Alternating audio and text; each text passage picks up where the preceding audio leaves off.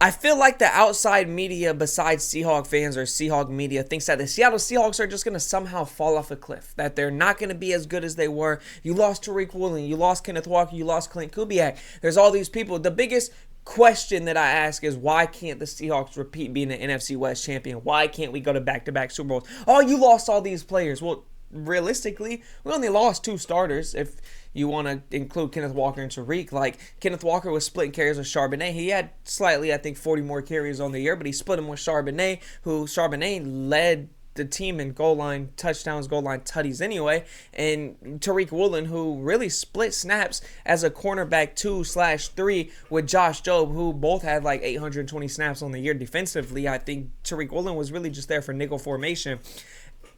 It's like people think that we're just going to automatically, there's people saying that we're not even going to make the playoffs. I think the under-over wins for the Seattle Seahawks is, 10.5. 10.5. Slam that, by the way, if you're a betting guy. Slam over 10.5. People think we're just going to somehow fall off a cliff. Yes, we lost Clint Kubiak. I think losing Clint Kubiak is probably the biggest worry than losing any of the players on the team. Okay, we got Jadarian Price. We got Emmanuel Wilson. That could definitely fill in for what K9 did. Is K9 an amazing running back? Absolutely. But he's injury prone. This is the only healthy season that he's had with the Seattle Seahawks, and that's because we decided to split the carries with Charbonnet. We had to do that so we could stay healthy, and that's cool. You know, splitting carries with 2 running backs is cool when they're both on their rookie contract like Charbonnet and Kenneth Walker are. Not when Kenneth Walker is a top 5 pay running back in the league with $15 million per year. I think we filled that gap with Emmanuel Wilson, Jadarian Price. And then when Charbonnet comes back, Tariq Woolen, I think him splitting snaps with Josh Jobe. We re-signed Josh Jobe, kept him anyway. I think Mike McDonald's seen more in Josh Jobe than he's seen in Tariq Woolen. And then we get Julian Neal in the draft, I think, in the 3rd round. So I think we filled those spots anyways. Dante Fowler coming in, I think, fills a spot that was left off for the edge position.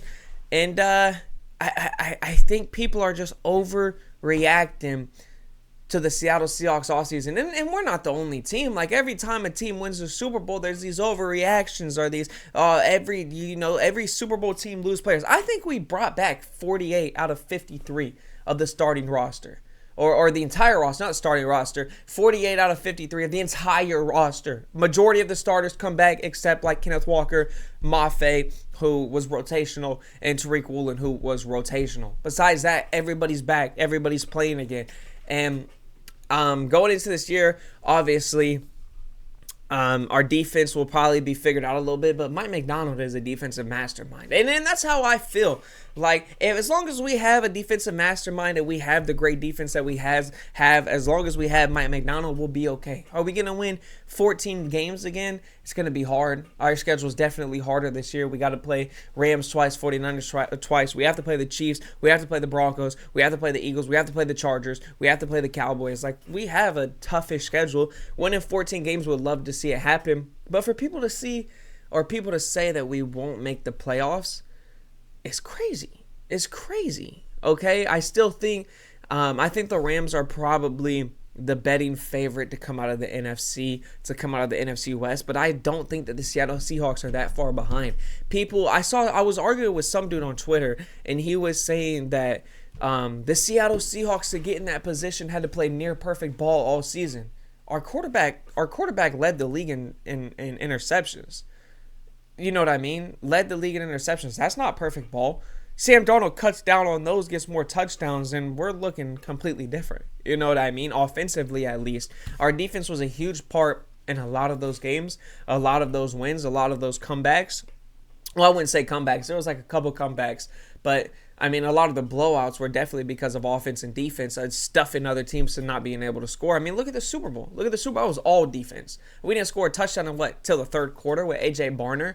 Like, Kenneth Walker obviously had his shine running the ball, getting them first downs, but I mean, it was all defense, and defense wins championships, does it not? That's what everybody says. Defense wins championships. Offense wins games, but defense wins championships. And I think we'll be okay. I think JSN coming back from that offensive player of the year, I think Sam Darnold will be better. Torrey Horton's coming back healthy. We'll see what Price and Emmanuel Wilson do with Charbonnet mixed up in that back. And I mean, the offensive line is still. We picked up a new Bo Stevens. He's gonna replace Anthony Bradford just like this, and maybe he gets to start. Who knows? You know, Gray Zabel came in and made an electric difference to an offensive line that was poo poo. You know what I mean? That was dog shit. That couldn't protect Geno Smith for nothing. And I mean, Sam Darnold had great protection last year. I think it can only get better.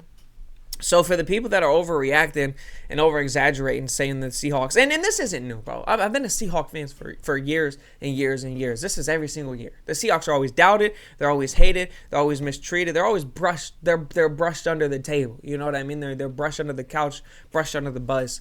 Nobody wants to admit that the Seattle Seahawks are good. Nobody admits, like everybody's calling the Super Bowl the worst Super Bowl of all time. You know, the Seattle Seahawks were gifted that 2-point conversion, this and that. There's a lot of things. And actually, I kind of want to talk about that 2-point conversion because the more into the offseason we get and, you know, the less football there is, obviously, it's kind of like that keeps coming up. That 2-point conversion, it happened. It was the right call. But the Rams still had a chance to win that game after. They had multiple chances to win that game after. And then they had another chance in the NFC Championship to beat us, and they didn't. You know what I mean? They didn't. So 2-point conversion was like one thing in the second game that we played, but there was time after that, and there was a whole nother game after that in the NFC Championship. But, yeah, I mean, it's just going to keep happening. I mean, I don't know how many times I feel like I'm just empty arguing at this point. Like, I feel like I just keep arguing with people about this and that, and they don't even really look into the Seahawks like that. They don't look into the roster. They just see the headlines. Oh, Seahawks lost all these players. They lost their Super Bowl MVP. They lost Tariq Woolen, and automatically it's like, the Seahawks are gonna be dog shit. Well, fuck you. Honestly, that's all I gotta say about it is fuck you. I can't wait for the Seahawks to prove everybody wrong, just like we did last year. Just like we're gonna. And I predicted the Seahawks to have 12, 13 wins last year, and they exceeded my expectations. I don't expect anything to be different this year. Maybe we catch another loss or two, but besides that, I still think we make the playoffs. I still think we won the NFC. Well, NFC West is going to be a battle for sure, but I still think we can come out the NFC, and I think we can go to the Super Bowl again. Like, with a defense like that, it's hard to argue against it. But yeah, man, felt like I just needed a long form video to get that off and just talk my shit, I guess, you know.